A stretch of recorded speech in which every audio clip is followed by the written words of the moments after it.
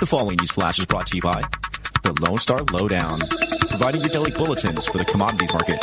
Today in history, news updates, and the inside scoop into the tides of the alternative.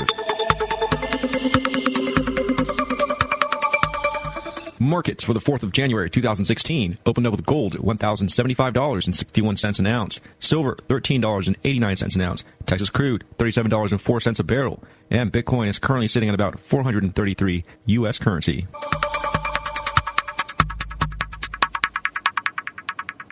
Today in history, Sunday, January 4th, 1903. Topsy, a female Asian elephant, was electrocuted to death at Coney Island, New York amusement park. The killer? Thomas Edison and his DC Current during the War of Currents campaign. In recent news, Eamon and Ryan Bundy are the apparent leaders of the militia protesters who have taken over and occupied a federal wildlife refuge in Oregon. The patriotic protesters call themselves Citizens for Constitutional Freedom. Their father is the Nevada rancher who was all over the media in 2014 when he and his supporters had the iconic armed standoff with the Federal Bureau of Land Management. Eamon Bundy stated today that violence, if it comes our way, will be because government is wanting their building back. We're putting nobody in harm's way. We're not threatening anybody. We're 30 miles out of the closest town. What's all the fuss about? Dwight Hammond and his son Stephen are facing jail for apparently setting arson fires that spread to government lands. These controlled burns were fully supported by the local ranchers for the purpose of preparing the soil for the upcoming planting and harvesting season. Of course, 69-year-old Cliven Bundy weighed in on the matter, stating that the United States Justice Department has no jurisdiction or authority within the state of Oregon. These lands are not under the U.S. treaties of commerce, and they are not Article 4 territories. Congress does not have unlimited power. President Barack Obama stated today concerning executive orders touching upon increased gun controls that, quote, these are not only recommendations that are well within my legal authority and the executive branch, but they are also ones that an overwhelmingly majority of American people, including gun owners, support and believe in. One of the initiatives currently being considered, an executive order defining who's engaging in the business of selling guns, which would immediately require some private dealers to obtain a license and begin conducting background checks. Critics are concerned with the precedent this might be setting. The executive simply has no authority to pass new laws. If a majority of Americans support these measures, they would surely be passed in Congress, where the people's representatives are delegated power to legislate in the interests of their constituents. This was your lowdown for January 4th, 2016.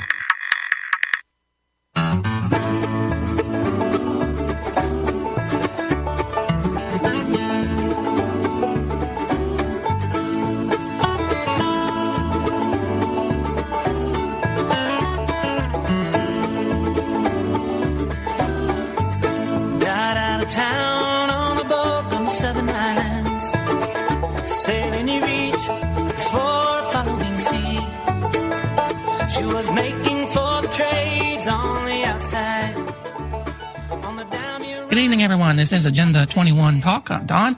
Shannon's not going to be able to make it tonight. Talked to him just before the show and just wasn't feeling well enough. He had to work today. So it's just me tonight on this Tuesday, January the 5th, 2016. I hope everybody had a good fake pagan random New Year. It's not, New Year's not based on anything, but everybody seems to think it's something. So I hope you had a good one and a good fake pagan holiday, Christmas. So anyway, I hope everybody had a good holiday and it's all rested up and ready for a new 2016. 2017 is going to be really interesting because that's when the 500th anniversary of the Protestant Revolution. Martin Luther nailed his 90-some-odd theses on the door of the Wittenberg Church. Wasn't it in November or something? And so 2017 will be the 500th anniversary. And the only thing interesting about that is the Kabbalists, the Satanists, the Luciferians, the Catholic Church, the Pope, he thinks it's something really big. And if you search for that, search for 2017 and the end of Protestantism, it's being called by the Catholic Church. In 2017, they claim there will only be one religion, one world religion, and that'll be Catholicism. You may not agree with them. You may be going to a Baptist church. If you're Methodist, you're already Catholic. If you're Episcopal, if you're Lutheran, you're already Catholic. So many others have signed up to it, but don't want to be too controversial. Actually, I don't mind being controversial, but if you're worshiping on Sunday, you're Catholic in their book, and you're okay with them, and that's all right. But if you're a seventh-day Sabbath keeper, you're going to be a problem. And the Jewish people, it may sound weird, but they probably will convert to Sunday worship already in Israel. this isn't what I was going to talk about today, but I'm just getting you ready. This is a new year. We're talking about the agenda for the 21st century. In Israel today, banks are closed on Sunday and they're open on Saturday, the seventh day of the Sabbath. Of course, they also have a lot of restaurants selling meat, unclean meat, pork, and shrimp are big in Israel today. There's also a huge homosexual community in Tel Aviv. But anyway, and I mentioned it on the show before. They have considered passing laws that may have passed some that restrict what you can sell on Sunday, but not on the Sabbath. So they're moving towards that, and of course they're being led. Their leaders are all members of secret societies and members of the Freemasons. I don't say that. Their picture appears in the wall of the Masonic lodges, the Egyptian lodges, and then the leader of Yasser Arafat and his leader of the Hamas and all that. Their picture appears in their version of the Masonic lodge on the other side. So they're all lodge brothers. It's nothing new under the sun. Well, anyway, that's what's going on. So 2017 looks to be very, very, very interesting, fulfilling prophecy. All the world wonders after the beast. And anyway, so we're going to talk about property taxes, and we'll probably talk about that next week. We can get Shannon to be on. He's going to talk about a friend who had obtained a land patent, which is he just updated the assigns to the land patent, and he has been working with not having a whole lot of success, but working with the local tax collector thing. So I was going to talk about that, and then we'll read some headlines and talk about where we are in the world today. So anyway, let's talk about property taxes just real quickly. Done this before, so if you've heard it before, I'm sorry. You're going to hear it again. And we'll have some next week too. So property tax, is there such a thing as property tax in the United States? And the answer is really no. The Constitution only allows you to collect two types of taxes, direct and indirect. Direct has to be a portion, and indirect has to be uniform. So what are direct taxes and what are indirect? And neither one of those are property taxes. Direct taxes were taxes on the population based on consensus, and the original Constitution counted slaves as something 3/5 of a person, and for representation anyway. So basically, if the direct tax was never used in this country, but it was meant to be, I really don't have any authorities I could point you to, but I've read direct tax and I figured it out. If the debt of the country was $100, Massachusetts had, so the original 13 colonies, Massachusetts, let's say, had more people. Massachusetts and New York would have a more proportionate share. Rhode Island would have the least because they have the smallest, they had the least people. So it would be the amount of debt taxes raised to pay off the government operating expenses would be more for New York and Massachusetts and less for Rhode Island and Delaware because they're smaller with fewer people. That's direct. Never was used.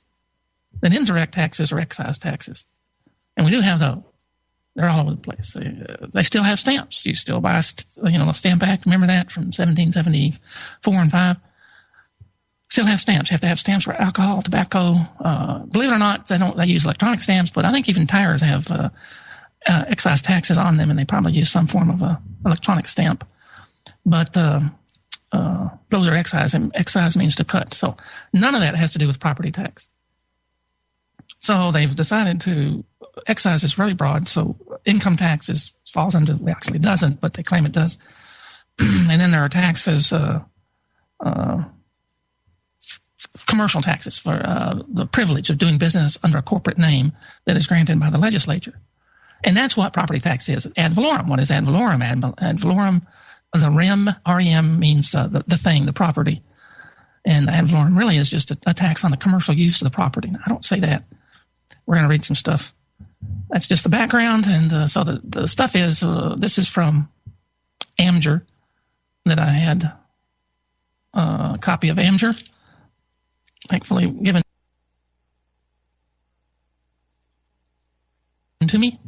And it says taxes, Supplement 71, Amger. This is 71 Amger, the second, state and local taxation.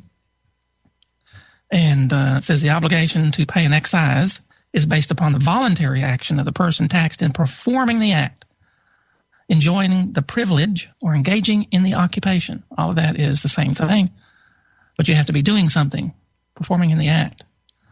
And we've got sites for that, but it really doesn't matter. The constitutional prohibition of duplicate taxation of property does not prohibit dual taxation unless it relates to ad valorem taxes. The principle that the imposition of both an excise tax on a privilege, activity, occupation, or calling, and an ad valorem tax on the property used in the exercise, conduct, or performance of such calling, privilege, or activity is not invalid as double taxation. But anyway, that's the whole deal. They can't tax the property, only the use of the property. We'll see that over and over and over again. That has a bunch of cases, Ohio tax case, and a whole bunch of crap, New York, all this stuff. Probably older stuff. This is well settled that the state may collect an ad valorem tax on property used in a calling, in other words, a commercial activity. At the same time, impose a license tax on the pursuit of that calling. So anyway, all kinds of stuff. But anyway, I'm just reading all this stuff, and I'm emphasizing the word use. Intangible taxes brought into existence by a constitutional amendment providing for the collection and distribution, being a peculiar species of taxes not contemplated by the Constitution as originally adopted, are not affected by other provisions of the Constitution relating to excise, license, and ad valorem taxes. Any attempt to exercise the taxing power is levied by ad valorem tax upon property in a municipality which is found not to be within the powers granted to the municipality is ultra vires and void. It's basically saying if you're not in the corporation of the municipality, then I'm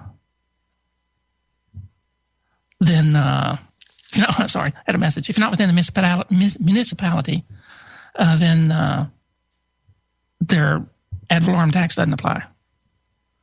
What it is. Let's get down. Now get into a few other things. It's called about situs, S-I-T-U-S. Actually, I'll get to that later.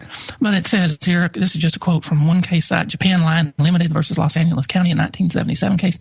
Accordingly, the home port doctrine did not prohibit a city and county from imposing an apportioned ad valorem tax on cargo shipping containers taxed in Japan, but having a taxable situs in California. It had situs is the location, the place for doing business. Or criminal activity, actually. The definition says that.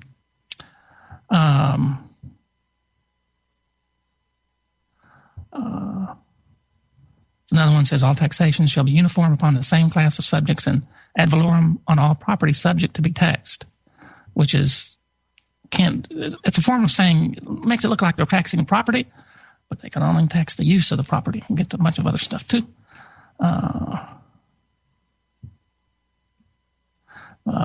Privilege of doing business. If you have a corporation, it's a privilege. You can do business without corporations. Had one guy in Texas who refused to get a license and refused to file corporate income tax. And he was threatened by the tax guy. And he said, "What are you going to do?" And the tax guy was silent. And the guy says, "Well, the only recourse you have is to, according to the law, revoke the corporation charter. And I don't have a corporate charter, so there's absolutely nothing you can do." And they didn't do anything. They tried to get him doing other things. But he had kind of beat that round because he had already read what they can do. All right, I'm coming up on a break. This is Agenda 21 Talk. Call-in number. I want to hear from you since I'm all by myself. And we'll be talking about biblical stuff later. But I want to hear from you. 512-646-1984. It is January the 5th, 2016. So if that's the date where you are and it's 8 p.m. Central where you are, give us a call.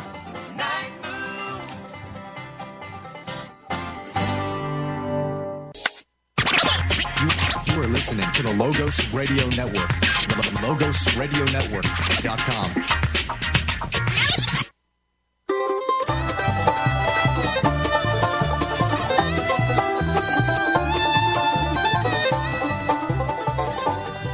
Welcome back. This is Agenda 21 Talk.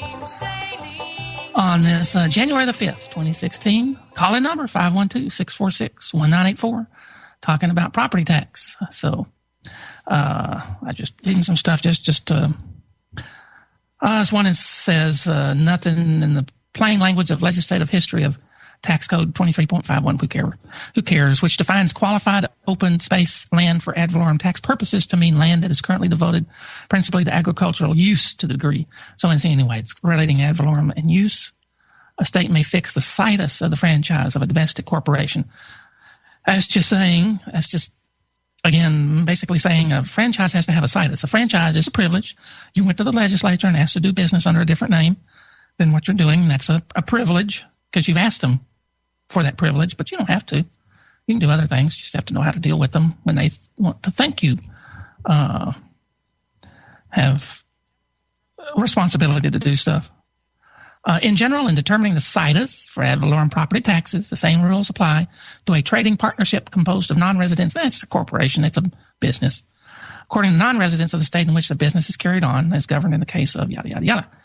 When the partnership has its place of business in the state other than that in which the partners dwell, the situs of the property, tangible or intangible, used in connection with the business, is the state in which the place of business is located. So again, we're just talking about ad valorem taxes and situs. You have to have its commercial use of the property, and it all has to have some situs somewhere. Your local tax guy doesn't do any of that. He just assumes it's commercial use, charges you as if it was, and goes on with life. And there's one of my favorite ones. This is from Sullivan versus United States. U.S. Supreme Court case, 395 U.S. 169. The most sensible inference to be drawn from this language is that the only taxes on the use, and they put in quotes, not me, use of property. No, maybe I did that. No, I think they did it. Is that only taxes on the use of property from which service members are exempted are the special registration taxes imposed annually by all states. Who cares? And the presence of the word use, and they put in quotes again, cannot be deemed to have been added all use taxes to the coverage of this provision. But it's just linking the word use with property and taxes. And service member was, I guess this was a case of Sullivan must have been a veteran, maybe currently in the military, and having a problem with that. Rural landowners challenging in a class action the method used by the county tax assessor to determine current use valuation of land for ad valorem tax purposes were not required to exhaust administrative remedies. Who cares? But again, it's use valuation of the land. So it's how you're using the land that gets taxed. It has to be commercial use. They have to have some, either they made it up in my case. I got the tax guy to admit he just made it up, and then he resigned. So now I'm going after the new one. And so I have to, it'll be next year if I do anything. Well, this year if I do anything. And so anyway, I'll go after him. I already went after him in federal court, and they said, well, I'm kind of surprised I'm talking about it, but I'll go ahead and do it. Sued them in court for usurping power not granted by the legislature, in that they have no power to change the use of the property. I got a letter from them, said they changed the use of the property to commercial so they could tax it, basically. They didn't know what it was, so they made it commercial. So I said, what information did you use? What evidence did you use to make that determination? And then what authority do you have to make such a determination without evidence? And that's when he quit responding and then resigned, or didn't. Turns out it was just before the election, and he just didn't run again. So sued him in federal court, and they said, well, there's a Tax Injunction Act says federal court can't hear a state tax case that's better heard in state. So it's not a tax case at all. This is a usurping power not granted by the legislature, because he don't have authority to do what he did. And I went to the appellate court in Georgia, in Atlanta, and they voted with me. They said, you're right. Tax Injunction Act doesn't apply. However, you didn't exhaust your state remedy. So go ahead and go through the state remedy, and then we'll be glad to hear it. So I'm going to do that. Going to do administrative stuff. So here's another one that links ad valorem and use of the property. Dallas Central Appraisal District versus Seven Investment Corporation, 1992. And on the fun goes. Why isn't that closing? Okay, I don't know why I didn't. Just slow. I guess it went to sleep. Okay, what else we got? Let's see. Here's one on public officers now. The public officer, the tax collector guy, or dude or dudette, if it's a woman, is only authorized to do certain specific, very narrow functions and cannot go astray. And it turns out that in Alabama, anyway, the tax guy gets a skim off the top of all the taxes he collects. He gets a certain percentage. And the more he collects, the more he gets. And that's in the law. It's part of his salary or his compensation. So he has a vested interest in jacking up your taxes and claiming it's commercial when it's not. But he still has duties he has to follow. And it says here, it is the duty of an officer to obey the general laws and the laws which prescribe the duties of his office. A public officer has no power to vary or waive any statutory law. The United States Supreme Court has repeatedly asserted that all officers of the government, from the highest to the lowest, are creatures of the law and bound to obey it. So when Mr. Tax Guy claims you have commercial use of the property, when you don't, and you don't have any proof, didn't do any research, and doesn't follow the laws, and we can go over some of them later, maybe, in Alabama, where they're supposed to do an assessment, they're supposed to sign the assessment at the bottom, swear that it's true and correct. They don't do any of that. And then when it comes to ad valorem taxes, that's on the use of the property, and I'm going to get to some administrative stuff that says that, and of course they throw that out the window and don't follow that. So we've got them. Now, anyway, that's the problem, is getting to court. One who accepts a public office does so cum honore, I guess another Latin term, no, honore, cum honore, with the burden, and is considered as accepting its burdens and obligations with its benefits. He thereby subjects himself to all constitutional and legislative provisions relating thereto, and undertakes to perform all the duties of the office. And while he remains, and then you can use that to say when you go file papers in the county office to put it in the public record and they don't want to take it, they say that, at least we got them in Arizona to say, well, their lawyer has to look at it. Well, they weren't going to do it at all till they were pressed. And they say, well, the county attorney has to look at it. You can quote that to them. And that's in 63rd. I'm sure it's a little bit older, but it is from State X-Rail Pressler versus Dorster, West Virginia. But anyway, there's a bunch of them there. An officer's or public employee's duty of loyalty to the public and his supervisors is similar to that of an agent of a private principal, and he is bound to impart material information which he has received in the course of his employment, and is derelict in his duty when he knowingly allows others to profit by his silence. And I would add that he's derelict in his duty if he profits from his silence. And I quoted that when the tax guys stopped responding to open records requests, because I basically had him in a corner, and he basically told me, just stop sending me those things. Stop these open records requests. And he stopped giving me any information. So he was derelict in his duty. He was withholding material information in the course of his employment, and he was profiting by withholding that information.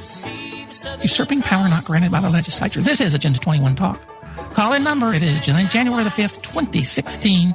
I haven't written it yet, but I'll make that mistake at least once. Call-in number 512-646-1984.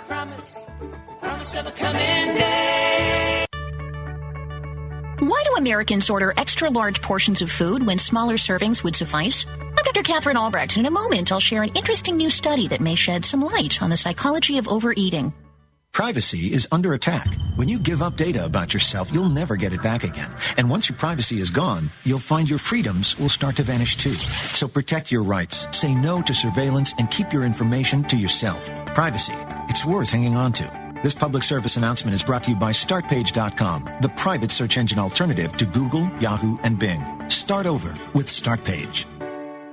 Food is one of life's great pleasures, but too much can lead to a host of problems like heart disease and diabetes. So why do Americans keep opting for enormous food portions? Northwestern University researchers think it has to do with class consciousness. Like cars and TVs, Americans equate larger food portions with higher social status. People told researchers that drinking a large coffee meant someone was probably wealthier than someone else drinking a small size, even when the price was the same. So it follows that people who are feeling poor may try to compensate with bigger portions. Sure enough, in experiments, lower-income folks were more likely to go for gutbuster sizes. I'm Dr. Catherine Albrecht. More news and information at CatherineAlbrecht.com.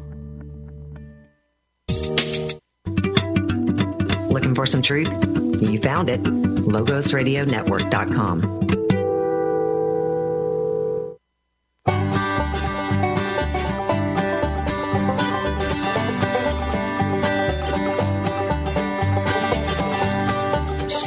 yesterday. Welcome back, everybody. Hope you had a good break. This is January the 5th, 2016, first show of the new year. Fake pagan new year. I mean, it's just not based on anything. I was going to say earlier, the Bible tells you about when the new year is. It doesn't tell you how to calculate it, but it says Passover is the 15th day of the first month. So we know the new year is in the spring. And if you go through the history, I think Josephus mentions it, but ancient Hebrew history or tradition is that it's the first day of the new year is the first new moon after the day of equal day and equal night. You can measure that pretty easily with sticks in the ground on sunrise or sunset. And you can get to when that day is pretty easily by measuring the shadow length at sunrise. And you can do that. That's okay. It's doable. So that's a celestial event.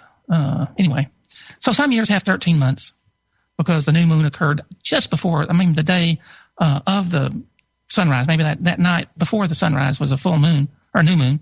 So you have to wait 28 days. So sometimes it's in March, sometimes in April, but that's okay. It's self-correcting calendar. So we know that's true, and it always tells you the spring and when to plant and all like that. But this January the 1st, in the middle of the winter, and this Christmas being on just after the winter solstice, is Mithraism. It's worshiping the sun, and that's they were worshiping the shortest day of the year, and the sun's coming back. Mithra's being reborn, and we're still doing that Christ Mass. All right, reading more. Accordingly, all public officers within whatever branch and whatever level of our government and whatever be their private vocations are trustees of the people. In other words, a public officer occupies a fiduciary relationship to the political entity on whose behalf he serves. That doesn't mean political entity being Republican or Democrat. It means body politic, the people who elected them. The fiduciary responsibility of a public officer cannot be less than that of a private individual. Nevertheless, a public officer owes an undivided duty to the public whom he serves and is not permitted to place himself in a position that will subject him to conflicting duties or cause him to act other than for the best interest of the public. So you could say that changing the use of your property without any proof or evidence thereof and thereby enriching his own purse is a breach of that best interest because it's putting his interest to make money off of you above anything else. In section 319 of this is Amjur, 63rd Amjur, but under public officers and employees, it's titled Generally Duty of Good Faith as a Fiduciary. There's all kinds of stuff you can get there.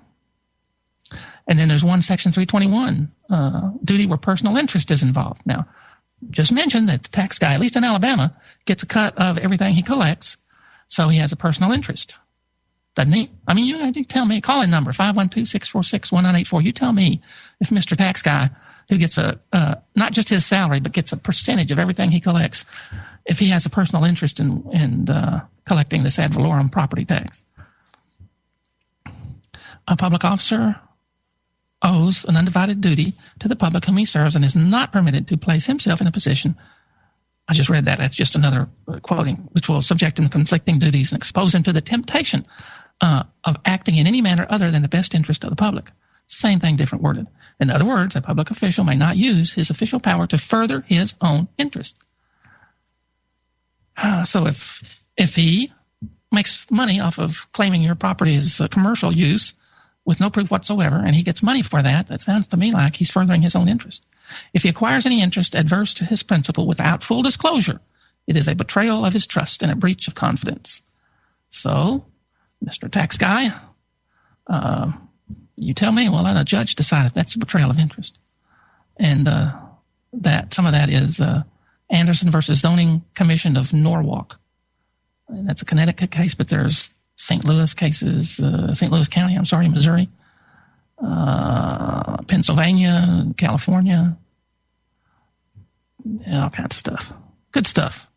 If you can get a copy of Amjur somewhere, somehow, some way, and read it, you'd be surprised what you find. All you have to do is read. It's kind of amazing. Utterly amazing.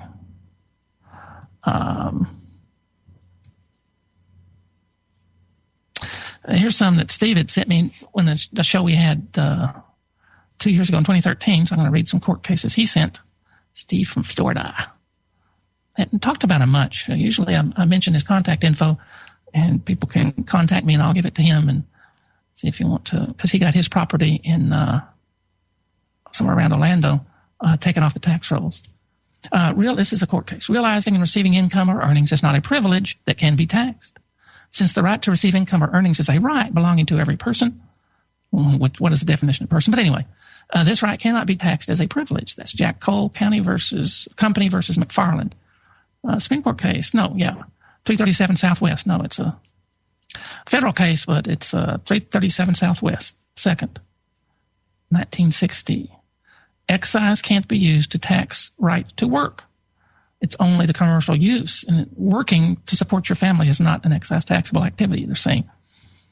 The legislature has no power to declare as a privilege and tax for revenue purposes occupations that are of common right.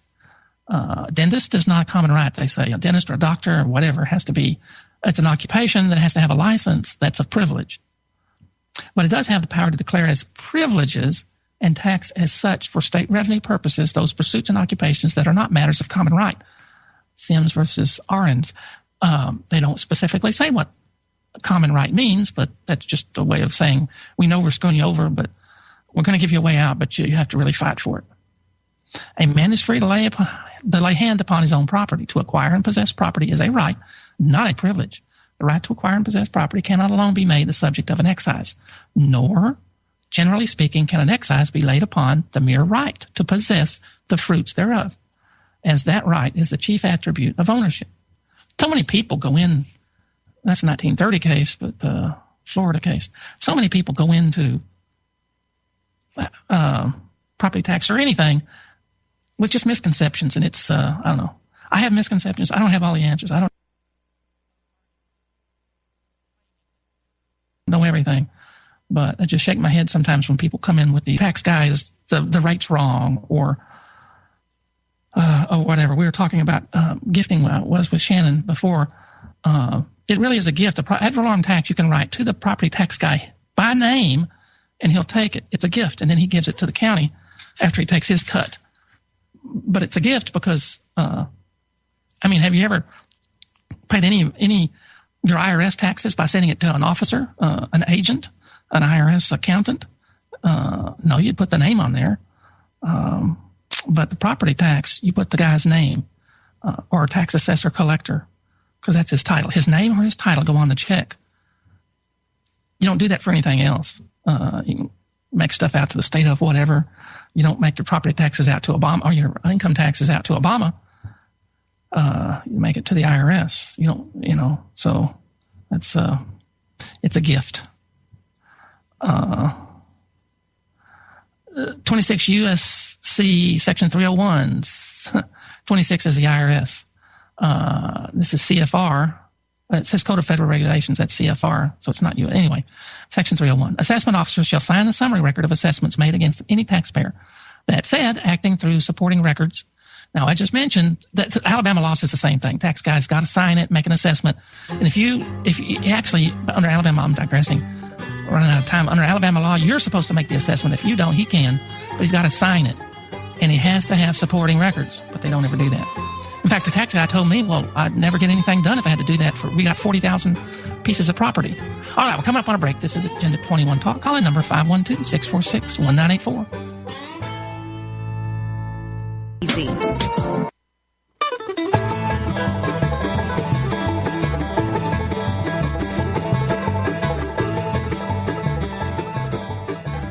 Welcome back, everyone. This is Agenda 21 Talk. Call in number 512-646-1984. Hope you had a good, merry reveling and was safe and everything. I heard a bunch of fireworks go off. More here in the city than normally in the country. Have a lot of fireworks go off in the country on 4th of July, but not New Year's Day. Here's another one. This is a 1967 case. It says assessment certification must be signed or the certificate is void. Since the certificate lacks the required signature, it cannot constitute a valid assessment. Now, that's all well and good, but in my case, I'm stating that the assessment is invalid because it was not. It's commercial assessment based on no information whatsoever. Just made it up. And he made it up for the purposes of furthering his own pocket and controlling the populace. But anyway, that's what I say. So The last thing I have, where is it? If you will, ad valorem, it's called commercial, and it's all administrative. Like people have said, is it Charlie, the guy in California that did traffic that's been on Rule of Law radio years ago, Charlie something out in California. He says it's administrative. A number of other people do, whose name I can't think of. I didn't think about it beforehand. It just popped in my mind. Charlie Sewell? Anyway, everything's administrative because it's all commercial. Traffic is commercial because traffic is defined as carriers for hire. Vehicle is defined as a carrier. So yada, yada, yada. Licenses are for commercial activity. So your property tax. So what's the ad valorem tax? It's administrative. So knowing that, I went through the Alabama administrative stuff. It's kind of weird. Texas has a huge amount. Alabama, not quite so much. But under, if you can get this online, Alabama laws, the legislature puts a constitution and the laws and the administrative code. And the weird part is the way you go. The administrative code is all drop-down menu. Excuse me. And it's chapter 810 is of the Alabama Administrative Code is property tax, ad valorem tax. Chapter 810-4-1. And you get it online and you look at it. Very first section, 810-4-1-.01, current use valuation. Departmental rule. And the next one is 0.01, current use valuation of Class 3 agriculture and forest. So anyway, just right off the bat, they tell you it's current use of the property, not what was done 10 years ago, current use of the property. And if you look at the law, they'll cite you, Mr. Tax Guy, he didn't do anything, but they'll say it's Section 40, Title 40 of Alabama is the taxes, property taxes in general, a revenue department. And so I can do this tax for 40-7-25, 1 or 2, or 3. So you look this up. For 810, that's Administrative Code Current Use Valuation. 1, purpose. This rule is issued pursuant to authority contained in Code of Alabama, 1975. That's the most recent. 40-7- what I just said, relating to current use valuation of eligible Class 3 property, and it goes on and on. Second one, second section, application for current use valuation. So it's pretty obvious it's the use of the property, and they're not following it. They're not even following their own law. So if you look at that law, you'd think, that's got a law. You got to do this property tax. It's the law. So you look it up. No, it's not.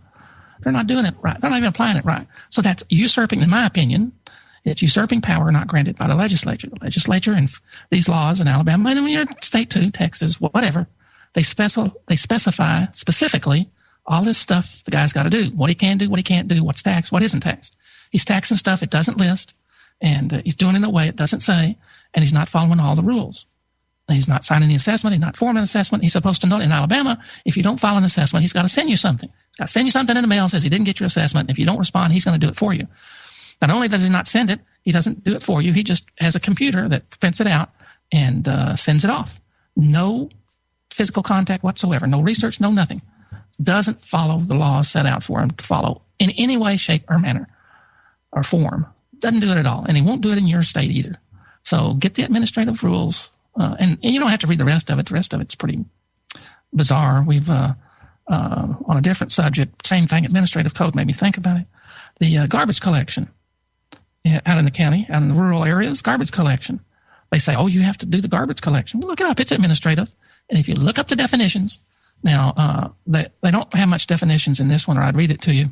But for the garbage collection, for instance, you look up the definitions, and household waste is listed as apartment or business waste. It's household. This is what they call it. So if you live in an apartment, a multi-dwelling place where, you're paying rent, it's commercial, that's household waste. And it's all ad valorem. It's on the use. It's commercial use of the trash that generates it that you have to pay for. If it's not commercial, if it's private, on private property, private waste, you don't have to pay. So put it another way. They don't have any listing, no definition, no law, no nothing for private waste on private property. They don't have any listing whatsoever of private use of property being taxed. None. Zero. Zip. I haven't found it yet. If you can find it, you look for it. Look it up in your state. Nothing. It's not there. If you can find it, let me know. What is there? Sometimes it's very craftily worded. We're in a world of witchcraft and warcraft, and the Luciferians like the word craft, witchcraft, practicing the black arts or whatever. It's satanic stuff. They use the word craft. So the wording is very craftily worded to make it sound like it's one thing, but it's very specifically saying something different. And my wife was with some people. I'm going to kill that window. My wife was with some people just Saturday, I think it was, the day after Christmas. And she mentioned that we were having this issue with the property tax guy. And they said, oh, everybody's got to pay property. And the answer to that is, as my wife properly pointed out, the gasoline tax pays for the road, supposedly. But the issue, the underlying, I always want to go to the highest argument, or you always want to go to the bottom line. You want to go you want to peel back the layers of this onion boy. You want to peel back the layers of the onion. You want to keep going until you get to the very basic part. If you can't go any further, how far can you go? And that's when you can't go any further, you run into a dead end, the very basic part. That's the underlying principle of all of this. And if you're worried about the property tax, where they get the money to do roads and fund the government, you're getting back to financial issues. You're assuming that money that you give them goes to pay stuff, but there's very little proof that that's true, and there's very little proof they actually need it because they keep a second set of books. And if you keep going further back, you realize they just make up money anymore. I have a hard time talking to people sometimes, but in this age, I think Sweden is going to be the first country in the world to go cashless. It'll all be on cards. We'll have no more cash. And they hope to have that done this year. Some people are complaining, but they're going to go cashless. The whole world will go cashless soon. If you don't have cash, and if your money's not based on gold or some other precious metal or oil or anything you can trade, or even the tally sticks they used to use in London when the bankers were cooking up all this crap. They had a stick with notches on it, and that was a tally stick, and how much money you had or traded on the stock market was how much the notches they put up, or they moved something up and down the stick to represent value. You don't even have that. It's just floating in the air. It's just totally useless. And in the computer age, I think the bankers figured out long ago, if you got computers, you don't need printing presses. You don't need minting coins. You just type in numbers in a computer and poof, you've got $1 million, $1,000, $1,000 of not really dollars. They're just numbers in a computer. If you're part of the secret society and you want to start a new business, and you go to your buddies in the meetings on Friday night, and you put on the uniform or garb and you say the chants, they'll just put some numbers in a computer, and now you've got seed money, millions of dollars. And if nobody's buying it, that's okay. You got millions of dollars to keep advertising and to put your competitors out of business. And that's how you become multi-billionaires and things like that. So there's some honest businesses out there. I'm not saying that, but there's a lot of this. They just make it up as they go along. Today's economy in banking is just numbers in a computer. It's nothing there. They can create or they can take away. And I think they've created so much that it's about like a house of cards that's going to come crashing down. Now, maybe they can actually crash it on purpose, or it can be crashed because it's just smoke and mirrors, vapor. It's just a cloud. It's not actually even there. It's just a vapor. So I don't know if they're going to do it on purpose or if it's going to just collapse under its own fakeness. But it's going to collapse fairly soon. And we'll talk about that in the second hour of Agenda 21 Talk. Get to the good stuff, the really good stuff, the Bible stuff, prophecy, where we are in the stream of time. And people inside the church that I go to, and I don't mean the specific building, but I do mean the specific building, but the whole organization, are asleep at the wheel. It's only a few people really. I mean, they talk about it. They mention what's going on, but they don't know it. They don't have a personal experience about what's going on. And if you don't know what's going on, it's going to take you by surprise, and you will be deceived, and you will be caught unaware, and you will far more likely to be deceived into taking the mark of the beast and being destroyed. We don't want that, so we're going to talk about that in the second hour. It says Agenda 21 Talk, calling number 512-646-1984.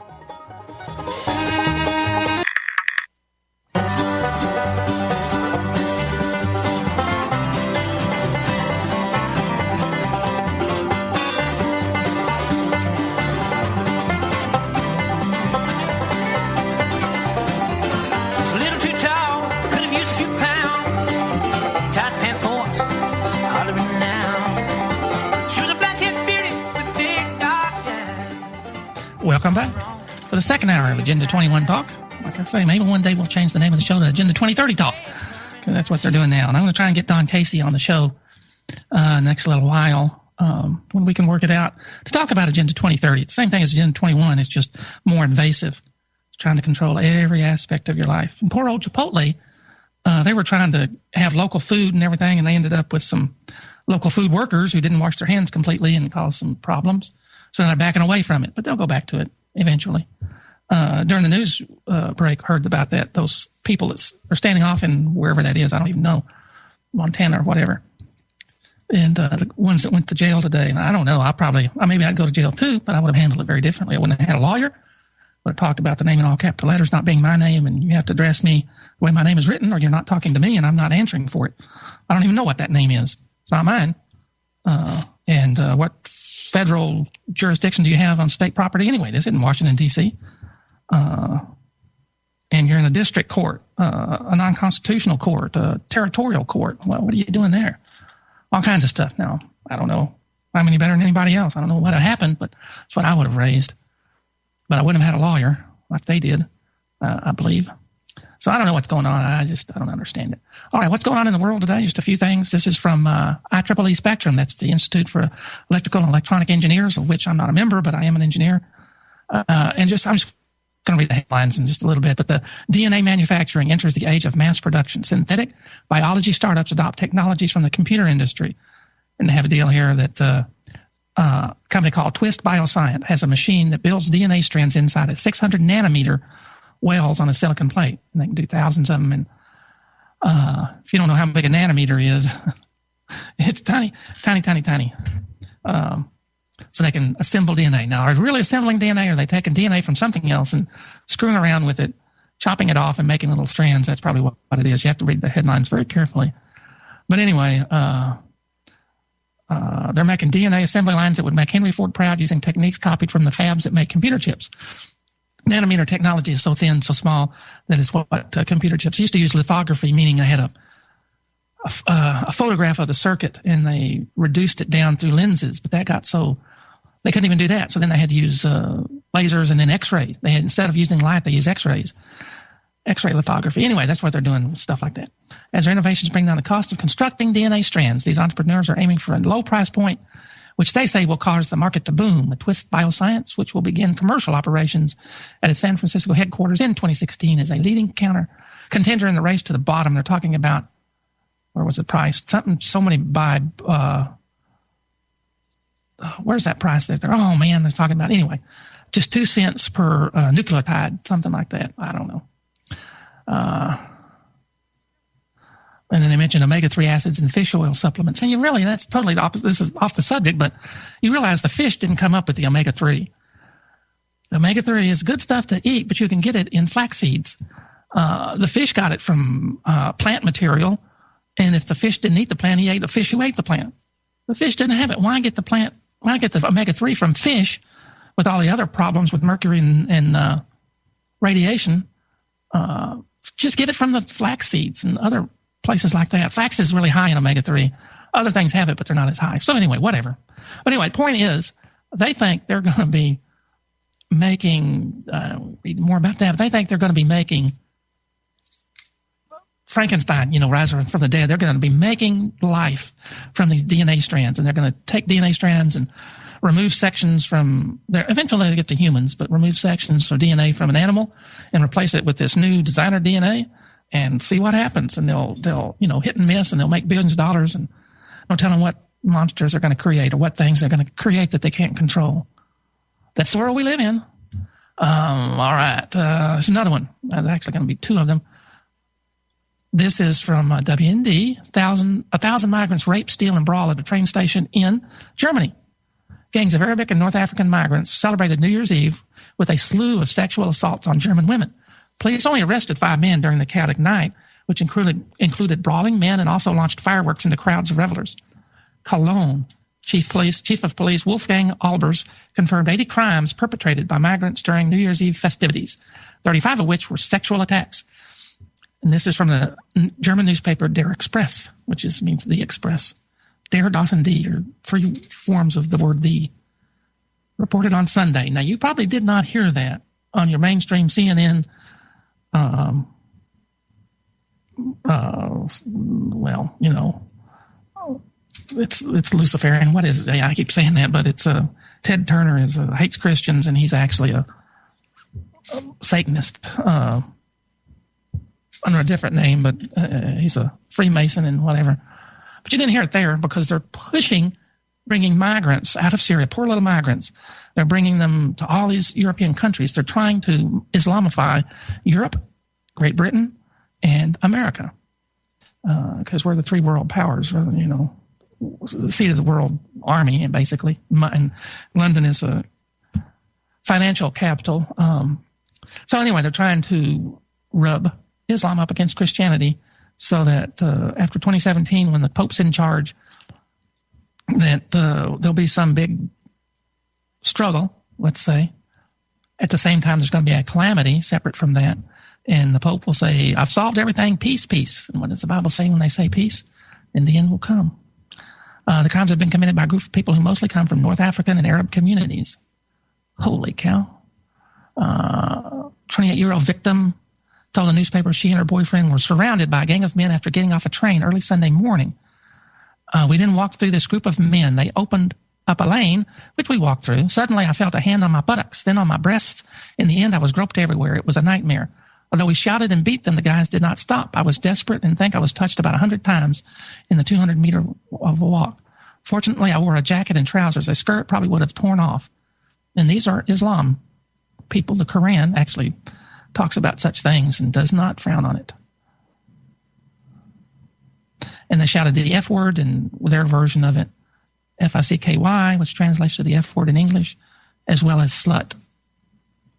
Germany accepted over 1 million refugees in 2015 and now faces the Herculean task of trying to force its new population to respect Western values. Good luck with that. Officials in Norway have started issuing Muslim refugees a manual on how to treat women. To force someone into sex is not permitted in Norway, the manual says, even when you are married to that person. The biggest danger is everyone in silence. And well, the Quran says something totally different about that. Women have to submit, and the man can have it anytime he wants. It's just nothing. So they will tell you that the Quran is the first woman's liberation book ever printed, and it's just, I've read it. I don't see it. I see the exact opposite. I don't think that anybody can say anything. The proof is in what it actually does say. So you get the Quran and read it yourself. Anyway, I wanted to mention that one, and let's see if I can get the other one. I only had two windows open. So let me get this in here. And then come up as another one about the Islamic chants from a F-16 toy. Apparently they got the audio circuit was supposed to go into another toy, and it went into an F-16. But when you push the buzzer to fire the little lights that make it look like it's shooting weapons, it says a prayer in Arabic. The toy was created by Chinese-based Wolvo and sounded like a pilot was head Yaj, whatever you pronounce that. Nadim Iswar, president of the Islamic Society of Whatcom County, told Seattle's King TV. Thought that was interesting. They got the wrong sound into it. This isn't no wonder I didn't. It's this other one here. Sorry. Picked the wrong one. That was a curious one. Anyway, but sorry about this. Only had so many windows open at the same time. Islamic man pummels Christians on Christmas. This is also in Germany. 4 Christian men were ambushed in Germany on Christmas Day by a man who proclaimed, "I'm a Muslim. What are you?" He was joined by 4 other accomplices before they escaped. A Balkan party outside Berlin's Adagado Club ended in violence December 26 when Orthodox Christians from Serbia and Montenegro were pummeled for their faith. The 4 men in their 20s refused medical attention. Another bizarre incident happened in Christmas morning, roughly 400 miles west of the city of Berlin, in the city of, I can't even pronounce that, Mogenblock. Parishioners at Reiter Murin Church had services interrupted when a 14-year-old boy and 5 children burst into the building yelling, "SHITTY Christians." Pastor the pastor, I won't pronounce his name, filed a formal complaint against the two offenders for disturbing the police. Witnesses said the suspect were Muslims, but police declined to confirm their religion. I mean, a hard time talking. I'm trying to speak too fast, I guess. We look to this incident as a challenge to a cultural dialogue, the preacher told the German website PR Online. So anyway, stuff like that's going on in Europe. You don't hear about it from the mainstream media because they don't want you to know it's going on. They want to ignore it, pretend it doesn't happen. And Merkel was named Time Magazine's Person of the Year for 2015 for accepting a high volume of refugees in Germany and causing strife and all kinds of problems. So, coming up on a break, so I don't want to read anymore, but I'm just not against Muslims. I'm just saying this is what's going on. Just reporting the news. That's all I'm doing. This is Agenda 21 Talk. Call-in number. I want to hear from you. It's January the 5th, 2016. I want to hear how you're doing on this fake New Year. So call in 512-646-1984. Love to hear from you.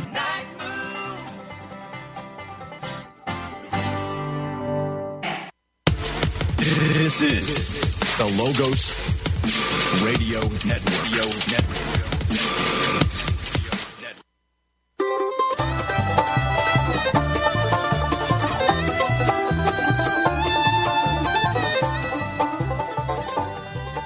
Welcome back. This is Agenda 21 Talk. Call in number 512-646-1984.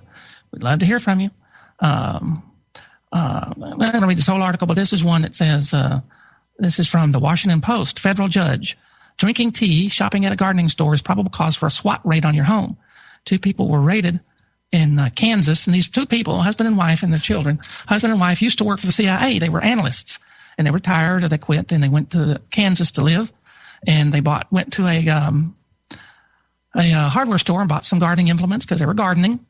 And it turns out that the police, the sheriff, whoever it was, sheriff, had a car there, and they was taking the license plate numbers of everyone going to the hardware store. Because, gosh, drug dealers go to the hardware store. People who grow pot go to the hardware store. So anybody who goes to the hardware store is open for investigation. So they took their license plate number, and then they went by and got their garbage, and they call the operation Constant Gardener. Basically a PR stunt, this Washington Post is saying, where they did multiple pot raids in April the 20th, 420 on several occasions. Anyway, so they sent deputies to sort through the family's garbage. They don't need a warrant to go through your garbage. They do that. And on 2 occasions, a drug testing kit inexplicably indicated the presence of THC, an active drug in marijuana. It's based on those tests that they got a SWAT team. Plus, they found other stuff, saturated plant material. And that's what the cops thought and wrote it down. But when they actually tested it later, after they had the SWAT team arrest, it was actually just loose leaf tea. Why did the field test come up positive for pot? It's almost impossible for these tests to come up positive it's almost as if these tests come up positive whenever the police need it. A partial list of substances that tests have mistaken for illegal drugs would include sage, chocolate chip cookies, motor oil, spearmint, soap, tortilla dough, deodorant, billiards chalk, patchouli, flour, eucalyptus, breath mints, Jolly Ranchers, and vitamins. So anyway, they didn't get anywhere. There's a big publicity. These people were falsely drugged through the news media, but it all turned out to be garbage, just bogus. So, they're suing the sheriff's department, and I think they lost the first round. That's when the judge ruled, well, the police had probable cause. They had a test kit that said stuff was there, and you went to a gardening store. And we all know that people who grow marijuana go to gardening stores anyway, so that's where we live in, police state we live in. This is from Yahoo's Business Insider. ISIS has issued a disturbing ruling detailing who can have sex with female slaves. And this is Reuters report. Islamic State theologians have issued an extremely detailed ruling on when owners of women enslaved by the extremist group can have sex with them in an apparent bid to curb what they call violations in the treatment of captured females. And that's in the Quran. The Quran has a sort of a code phrase, and that phrase is what a man can obtain with his right hand. He can own, which it means taking other people's property and other people's women. And that's what it means. And when it says you can possess with whatever you possess with your right hand, you can do whatever with. And that's talking about women. It goes on to talk about women that you have besides your wife. So that's in there. And so they codified a lot of that. The ruling or fatwa has the force of law and appears to go beyond the Islamic State's previous known utterances on the subject. A leading Islamic State scholar said, it shed new light on how the group is trying to reinterpret centuries-old teachings to justify the sexual slavery of women in swaths of Syria and Iraqi controls. You can read it. I have a link to it. It was under a huge trove of documents captured by U.S. Special Operations Forces during a raid targeting a top Islamic State official in Syria in May. Reuters has reviewed some of the documents which have not been previously published. Among the religious rulings are bans on father and son having sex with the same female slave, and the owner of a mother and daughter having sex with both. Joint owners of a female captive are similarly enjoined from intercourse because she is viewed as part of a joint ownership. Kind of interesting. Why do people want to go join ISIS? Because they don't know this. And maybe they do. Maybe they want to go over there because of this. But why do, I don't know. There's a lot of questions that raises, a bunch of whys. Well, I don't know. I mentioned Muslims a lot and Islam a lot because it's the third woe. We're in the third woe, and there's going to be a huge conflagration, I don't know, a huge conflict with them between Christians and Muslims. It's being forced. It wouldn't ordinarily have happened, but it's being forced by someone other than me, higher up the food chain than me. I don't have anything to do with it. I'm just reporting it so you'll know where we are. And this one I'm just going to read real quickly. U.S. cop in hot seat for other role with Muslim group. And it turns out that a sheriff's deputy in Broward County, Florida, is also high in the CARE organization, Council on American-Islamic Relations, which was named an unindicted co-conspirator in the nation's largest terror funding case a year ago or 2 years ago. And he's a sheriff's deputy, and he's high up in the organization. And local news reports document that an activist staged a rally for 50 people trying to have Hamzi removed from his law enforcement position. So it's, I don't know if he should be removed or not. I'm just reporting that some people don't like it, and he's, some people are saying, this is a quote from somebody, if you're up to date on Islamic terror in this country, you know that CARE is a Hamas and Muslim Brotherhood associated organization that was named in 2007 and 2008 by the U.S. government. I thought it was sooner than that, but anyway, more recent. But as a co-conspirator in raising millions of dollars for Hamas. But two and two together, we come to the conclusion that a major leader of CARE Hamas, Sheriff's Deputy Hamzi, is responsible for your safety. And this is from, who said that? I don't know. Some Broward County resident said that. So anyway, thought it was interesting. Something we have to, it's in the news. I don't know. Something we have to watch for. A lot of people want to turn an eye to it and pretend it's not real and pretend we're not to talk about it and maybe it'll just go away. But it's not. It's going to get worse. This is an interesting one. Talk about global warming or whatever. I don't agree. The Earth's changing. Carbon dioxide is not causing it. Our sins are causing it. Freak storm pushes North Pole 50 degrees above normal to the melting point. Now, a couple of reasons I'm reading this. I have an article. This was just last week. And a big storm that went through the Northeast just kept going north, and it ended up bringing warm air from the hours. It measured above freezing, which is 50 degrees above normal Fahrenheit. But the interesting thing is they don't have anything at the North Pole. There's no land at the North Pole. It is at the South Pole. So they don't have any weather stations there. So how do they know that? Well, they used computer simulations. And there was a buoy that has electronic weather temperature cycling on it. And it's so many degrees from the North Pole. And it reported the temperature, one of the temperatures. They call it a bomb cyclone.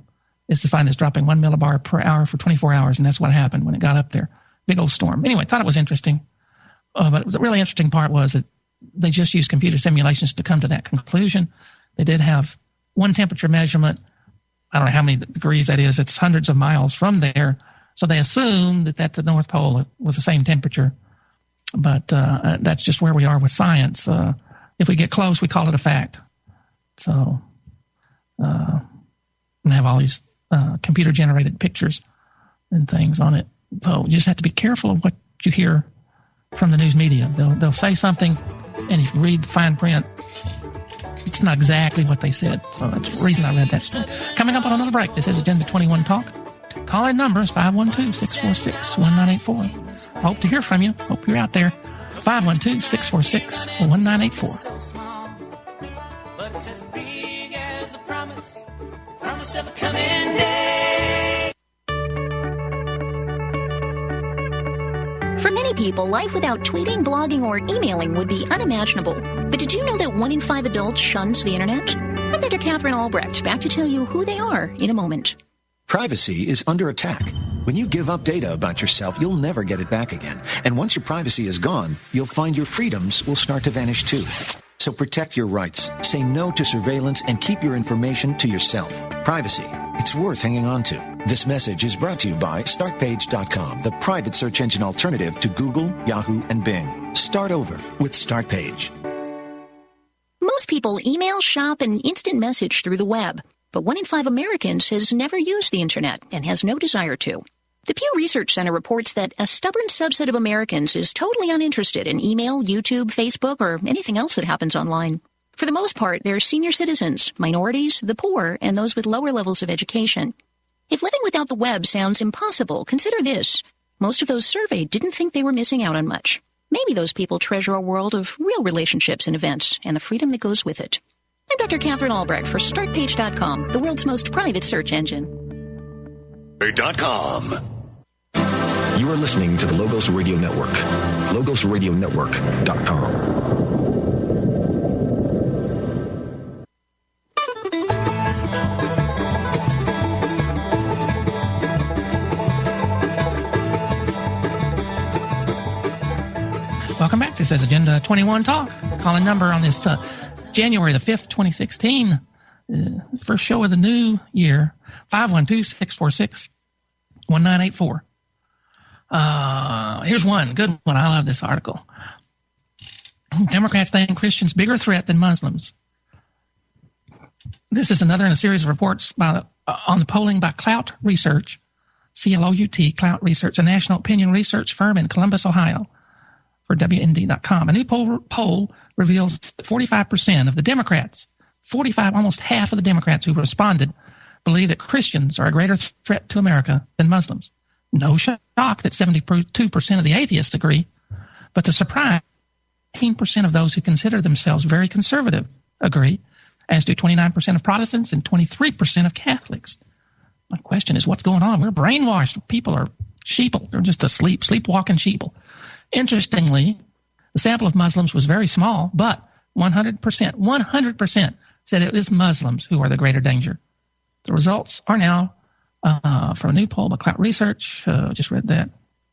Telephone survey of registered voters was taken December the 18th to the 27th, so it's hot off the presses, except for the holiday, and had a margin of error plus or percentage points. Poll chief Fritz Wenzel's survey shows that 1 in 3 respondents said they believe Christians pose a greater threat to America than do Muslims. Where do they get this? Jesus wasn't a threat to anybody except, well, we can get into that, but Jesus wasn't a threat. He was nonviolent. And he won't be violent when he comes back. It's just that he won't be shielding his sinless nature, we'll say something else, his sinless, God, righteous nature, so that if you are not shielded by his cross, his effort on the cross, his becoming sin for us, if you don't accept that, if you don't use that and don't have that, his righteousness covering you, you will be burned up. So you will be destroyed when he comes again violently, but it won't be because he's doing it. It'll just be because you, as a sinful creature, cannot stand before a sinless, righteous God. It will be like fire on you. So anyway, so I don't know where they get that Christians, people who follow Jesus, are a threat. There are a lot of people who claim they follow Jesus, but they act in very non-Jesus-like ways. Okay, back to the article. Among Democrats, 45% say Christians are more dangerous than are Muslims, while 36% of political independents said the same thing. Among Republicans, 20% say Christians are the greater threat. You thought Fox News was where all conservatives get their opinion. They must be giving out mixed signals. Fox News. He said the opinions may well have to do with the Colorado Springs shootings at the Planned Parenthood office that resulted in 3 deaths. The shooting was carried out by a deranged man who opposed abortion. His religious affiliation is unclear, but many may have extrapolated that he must be a Christian conservative. This conclusion is bolstered by the fact that women are more likely than men to name Christians as bigger threat than Muslims. But that said, still 63% of all women said Muslims have the greater threat. The more conservative the respondent, the more likely they are to identify Muslims as a greater threat to America. But there must not be many conservatives out there. Anyway, I thought that was interesting. 55% of Democrats, 80% of the GOP, and 64% of the independents identified Muslims. Anyway, it's interesting. Very interesting. There's another one. This is YouTube drops Holocaust Memory, a Christian ministry whose YouTube channel permanently was dumped over its reports on contemporary terror and violence, and then suddenly reinstated when WND asked YouTube about the action, says now one of its interviews about the Holocaust was censored by the branch of Google. And then it was reinstated after WND asked YouTube for the reason. The video that they censored was a rerun of an interview about a Holocaust survivor. Can't have that. Anita Dittman, that's because we're going to have the Holocaust all over again. Holocaust all over again. Anyway, so Anita Dittman did the interview, was a Holocaust survivor that was just fine when it was first posted in June, but then was determined a violation of community standards. Is YouTube anti-Semitic? Why would they want to silence information about a Holocaust survivor? Why does this violate community standards? Asked Jan Markle of Olive Tree Ministries, which had posted the interview. Why do I see beheadings and bestiality on YouTube, but the story of an aged Holocaust survivor must be removed? Is there an agenda going on? She said just recently her group had been warned of a community about Harry Potter. Warned about a commentary about Harry Potter and his connection to or contradiction of Christianity. The second problem, in quotes, was a highlight about the plight of Christians under persecution in the Middle East. Then came the opinion about a Holocaust survivor. Hardly controversial, hardly dangerous, hardly a threat to anyone, she said. No, we don't want the plight of Christians. That's what they were killing, is the plight of Christians in the Middle East, just like the stories I read. They don't want it to come to light because it puts a bad light on the people they're trying to infiltrate or cohabitate in our country. Next one. I read this. You may think, well, this is about a Muslim that rapes a coworker for 5 days to make her convert. And he's a nut job. You say, well, white guys, even black guys rape people. Why don't I report that? Again, it's just because of his religion. I'm reporting it. There's no question about that.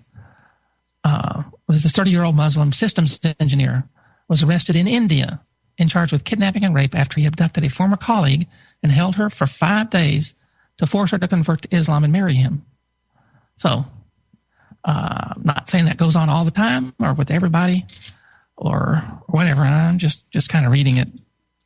I'm not going to read any more about it, but I am going to read this next story. And that confirmed the slave trade earlier in last year, 2015. And we got another source that's confirmed it. Sources confirm Turkey's slave trade. Kurds say it's just one way that ISIS raises money to finance terror. Washington Dateline. Kurdish sources have confirmed that Turkey is condoning the Islamic State's slave trade sale of Yazidi children and young women inside its borders, according to a new report in Joseph Farah's G2 bulletin. The Kurdish source, who requested anonymity to be able to speak openly, said the slave trade is but one of a number of ways in which ISIS raises large sums of money to finance its terrorism in Syria and Iraq. This slave trade activity is taking place through a liaison office in Turkey near the border with Syria. The Kurdish source's assertion reinforced a report from a German television station, ARD, which produced footage of the slave trade out of an office in the Turkish province of, I don't know how to pronounce that, Gaziantep. Although the footage is in German, it shows ISIS operatives in Turkey taking payment to buy the women and children. The Daily Caller and Breitbart have both reported on the ARD video, which also prompted the head of Turkish Legal Association in the southern city of Gaziantep to file a complaint against the Turkish police and the National Intelligence Agency. We decided to file a complaint after the allegations were made on German ARD TV. The head of the Bar Association said they alleged that Yazidi people were traded by ISIS in the slave market here in Gaziantep. The prosecution must investigate this. So that's really interesting. That's the second source, second time that's come up. Second confirmation. 2 witnesses. I'm waiting. We're coming up on a break. Anyway, this will be the last break of the show, so call in and want to hear from you. 512-646-1984. I know some people are out there, so call in with your comments or questions or anything you want to talk about. Or it's open mic night, the whole night, but in particular the last segment. 512-646-1984.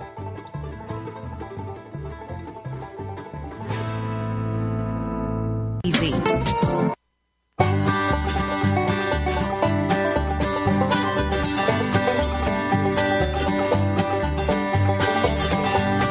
Seems like yesterday, it was long ago. Jenny was so lovely, she was queen of my night. All right, here we go. The last segment of the show on this January the 5th, 2016. Call-in number 512-646-1984. And I know a lot of people listen to us on a delayed basis, podcasts and archives and rebroadcasts. Here's one. We'll get back to the third woe in a minute, but I wanted to bring this up. A program that allowed police to pocket cash and property seized in federal cases just got shut down.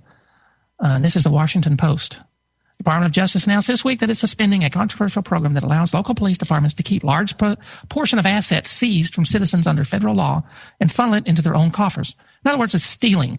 Taking that which is not yours is stealing, and that's what this wasn't even a law. I mean, that's what this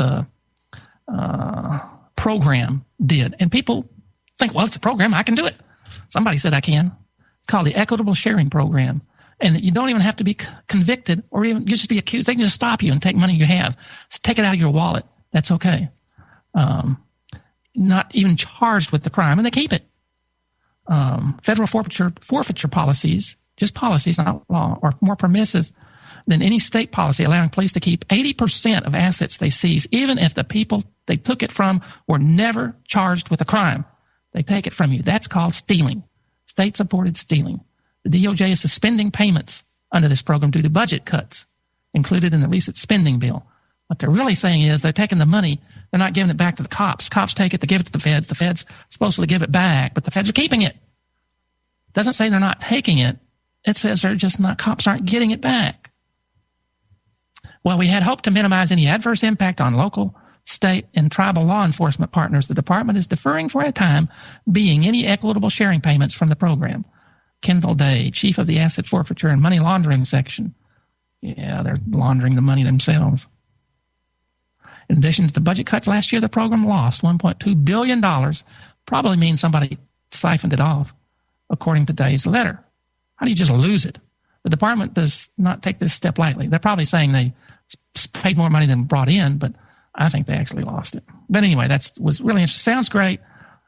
Probably means they're still taking the money, they're just not getting it. The feds are keeping it. In California, police are allowed to keep 66.25% of forfeiture proceeds under state law, but 80% if they opt for the federal equitable sharing route. And thus forfeiture figures reflect this. There's a bunch of numbers, but point is cops are taking property that doesn't belong to them. Even though you're not charged, they don't give it back. That's stealing, and they're doing it. This is a real nice article. This is on Vox.com, VOX.com. Muslims love Jesus too. 6 things you didn't know about Jesus and Islam. Updated by Jennifer Williams, December the 23rd, 2015. Just last year. And they have this really nice picture of Mary and little baby, Madonna with the book. Actually, in the picture, I don't see a book. I just see Madonna and baby. In the 1504 painting. Christmas, as everyone knows, commemorates the birth of Jesus and is a major religious celebration for the Christians around the world. But what many people don't know about is that Jesus is an important figure in Islam too, even though most Muslims don't celebrate Christmas. Some of us, especially American Muslims, do. In honor of the holiday, here are 6 things that Jennifer thinks are you didn't know about the role of Jesus and his mother Mary in Islam. And most of these are wrong. I've read the Quran, and these are wrong. and I will quote them to you if you want me to.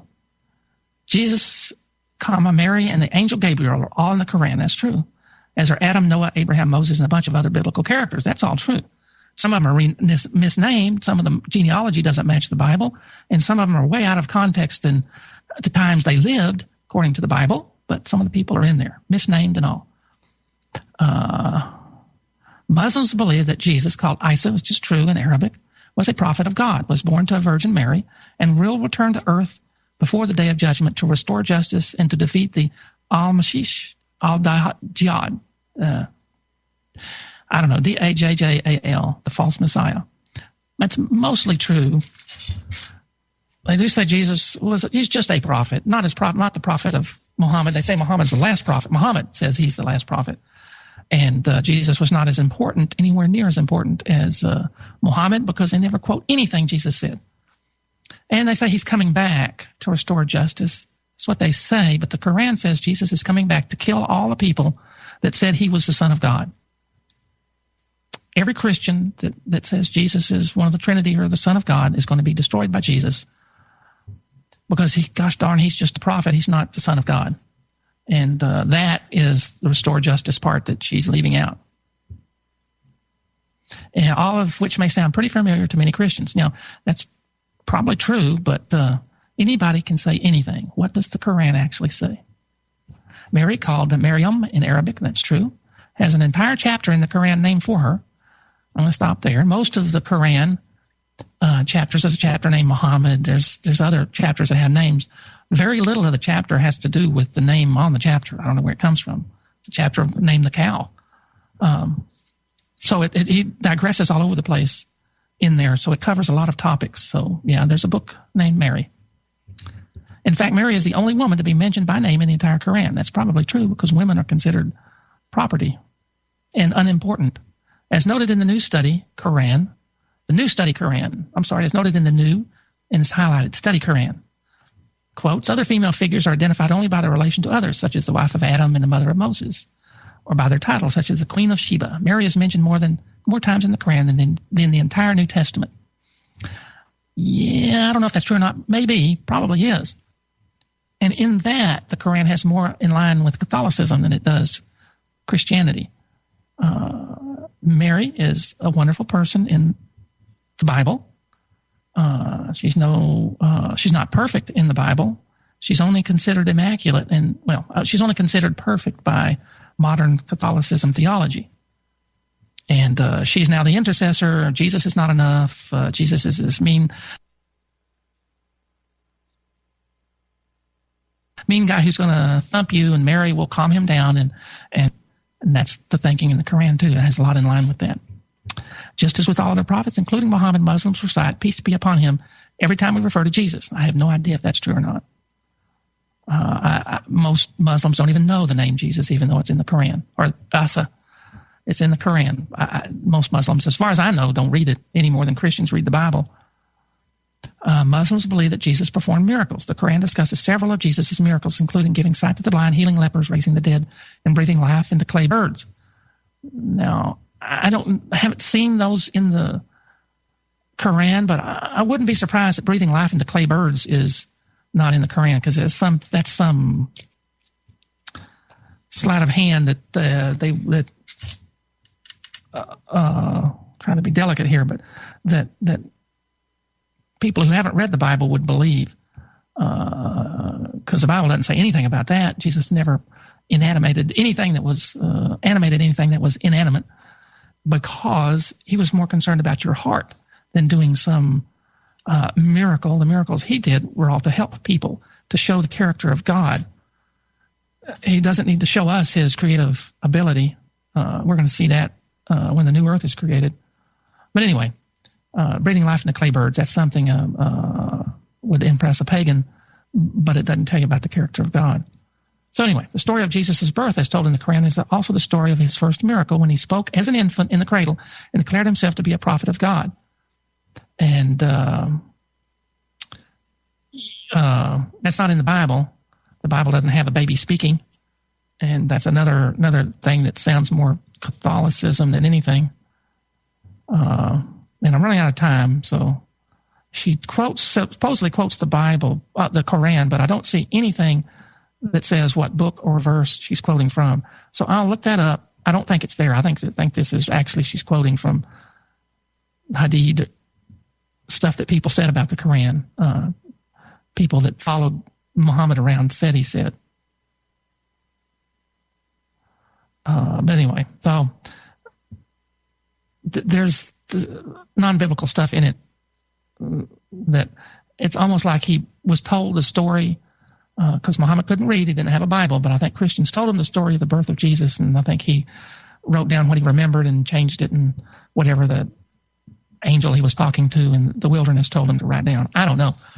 But anyway, some of that, the whole point of this story is it's incorrect in a lot of ways and misleading. And that's the stuff you really, if you just read the title, you think it's true. People will read the title and go on and give their testimony that Muslims love Jesus too. And that is not really the case. All right, that's our show for first show of the year. So I hope you enjoyed it. And I hope everybody have a good, safe, blessed week. And I hope you read your Bible because the time is here. We're in the time of trouble such as never was. It's only going to get worse.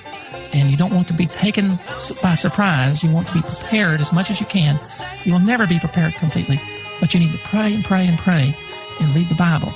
And read Revelation and read Daniel. They're the same book. So everybody have a good, safe week. And we will talk to you next week.